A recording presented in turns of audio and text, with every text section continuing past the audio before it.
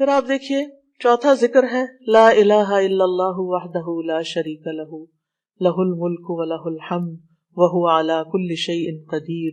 یہ بھی آپ 3 بار پڑھ سکتے ہیں. یہ بھی ذکر ہے، یعنی 3 مرتبہ اللہ تعالی کی توحید کا اقرار. مغیرہ بن شعبہ جو وحی کے کاتب تھے ان سے مروی ہے کہ معاویہ رضی اللہ عنہ نے مغیرہ کو لکھا کہ کوئی حدیث جو آپ نے رسول اللہ صلی اللہ علیہ وسلم سے سنی ہو وہ مجھے لکھ کر بھیجیں. راوی کہتے ہیں کہ مغیرہ رضی اللہ عنہ نے انہیں لکھا کہ میں نے آپ صلی اللہ علیہ وسلم سے سنا ہے آپ اپنی نماز سے فارغ ہونے کے بعد 3 مرتبہ یہ پڑھا کرتے تھے لا الہ الا اللہ وحدہ لا شریک لہ لہ الملک ولہ الحمد وہو علی کل شیء قدیر. سب سے پہلے توحید کا اقرار کہ اللہ ایک ہے، وہی الہ ہے، وہی خالق ہے، مالک ہے، رب ہے، معبود ہے. پھر اس بات کا انکار کہ کوئی اس کا شریک ہو، لا شریک لہ. اور پھر لہ الملک، بادشاہت بھی اسی کی ہے، معبود بھی وہی ہے، بادشاہ بھی وہی ہے، اور ایسا بادشاہ ہے وَلَهُ الْحَمْدُ کہ اس کی تعریف ہے. دنیا کے بادشاہوں کا حشر ہوتا دیکھا ہے آپ نے کیا ہوتا ہے، ان کے ساتھ کیا کیا جاتا ہے.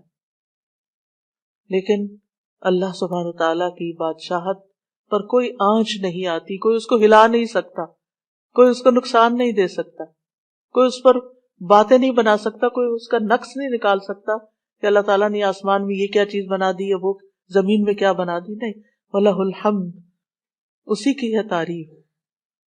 یعنی ایسا بادشاہ کہ جو قابل تعریف ہے، اور ایسا بادشاہ کہ وَهُوَ عَلَى كُلِّ شَيْءٍ قَدِيرٌ.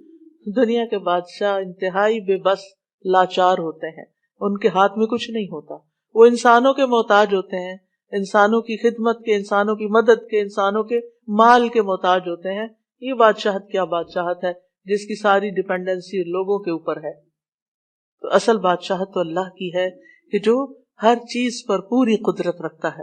تو آپ اس احساس کے ساتھ اگر اللہ تعالیٰ سے اللہ تعالیٰ کا یہ ذکر کرتے ہیں تو آپ کا دل ایک سکون سے بھر جائے گا، ایک خوشی سے بھر جائے گا کہ میں ایسی ہستی کو جانتی ہوں، ایسی ذات کو جانتی ہوں کہ جو اتنی خوبیوں کی مالک ہے. کیونکہ یہ انسان کی فطرت میں ہے، انسان کی نفسیات میں ہے کہ وہ کسی چیز کی تعریف کر کے خوش ہوتا ہے. اور عام طور پر ہم صرف سامنے نظر آنے والی چیزوں کی تعریف کر کر کے خوش ہوتے رہتے ہیں، اور وہ تھوڑے دن کے بعد وہ بھی خراب ہو جاتی ہے، وہ تعریف کے ساتھ ہی چلی جاتی ہے. انسان ہے تو مر جاتے ہیں، ان کے اعمال ہے تو ختم ہو جاتے ہیں، اور کبھی وہ اچھے ہوتے ہیں اور پھر پلٹ بھی جاتے ہیں. وہ کہاں گئی تعریفیں؟ جوان ہے تو بڑھاپے میں ساری تعریفیں چلی گئی، مالدار تھے تو غریب ہوئے تو ساری تعریفیں چلی گئیں. اسی طرح علم ہے اور جنون لاحق ہو گیا تو ساری تعریفیں چلی گئیں، سب کچھ الٹ گیا. اور دنیا کے یہ سارے نظارے آپ نے دیکھے ہوں گے کہ جب ہر نعمت لوگوں پر الٹ جاتی. اسی لیے ہم دعا کرتے ہیں نا کہ اللہم انی اعوذ بک من زوال نعمتک، کہ اللہ نعمتوں کے زوال سے بچانا. یہ انتہائی تکلیف دہ چیز ہے، لیکن یہ ایک دنیا کا قانون ہے، یہ سب کچھ ہوتا ہے اور ہماری آنکھیں دیکھتی ہیں. اور یہ لیکن اللہ سبحانہ و تعالیٰ